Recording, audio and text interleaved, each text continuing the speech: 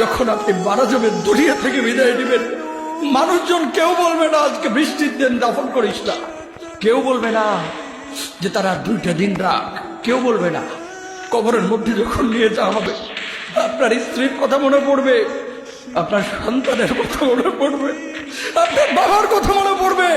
সবচাইতে বেশি কষ্ট আপনাকে যে জিনিসটা দেবে, কি নিয়ে কবরে ঢুকলাম, কেন সুদ খাইছিলাম, কেন ঘুষ খাইছিলাম, কেন কবরের জিন্দেগির জন্য প্রিপারেশন নেই নাই।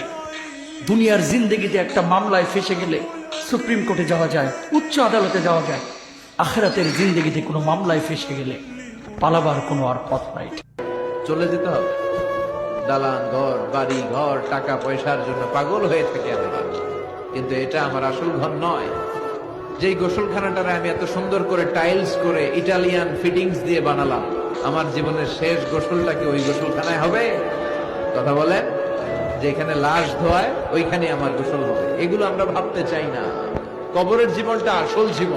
কবর জগতে কোনো রং নাই, কবর জগতে কোনো স্বাদ নাই, কবর জগতে কিচ্ছু নাই, মাটি আর মাটি। হ্যাঁ, যদি আপনি মালিককে খুশি করে যেতে পারেন, অন্ধকারটাও আলোকিত হয়ে যাবে। কষ্ট করার সময়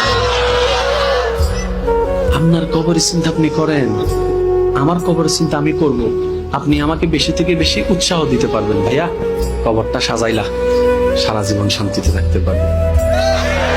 এটা হচ্ছে মুসলমানের নিয়ম। বলেন, কবর প্রতিদিন ডাক দিয়ে বলে আনা বাইতুদ দুধ।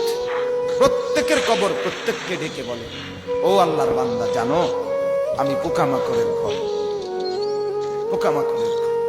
তুমি তো সেই বান্দা যে একটা মশা কানের পাশ দিয়ে উড়ে গেলে তোমার ঘুম বন্ধ হয়ে যায়, চোখ মিলে যায়।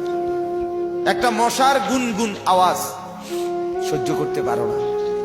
একবার কয়েল, একবার অ্যারোসোল, একবার মশারি, এরপরেও তুমি চাও যে একটা মশাও যেন আমার কানের কাছে গুনগুন না করে। তো 5 ঘন্টার ঘুমের জন্য, 6 ঘন্টার ঘুমের জন্য বান্দা এই যত্ন নিলা,